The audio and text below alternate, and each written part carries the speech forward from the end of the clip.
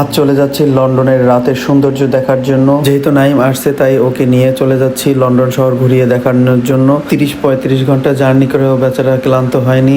যেই শুনেছে London tower bridge যাব, সাথে সাথে বলতেছে হ্যাঁ হ্যাঁ ভাইয়া যাব, চলেন চলেন। তারপরে চলে আসলাম হোয়াইট চ্যাপেল, সেই বাঙালি এরিয়াতে যেটা আপনারা ভিডিওতে সবসময় দেখে থাকেন। এই ওর আনন্দ দেখে আমিও অনেক আনন্দিত। কেমন লাগতেছে?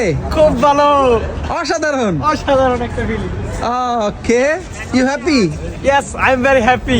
ওকে।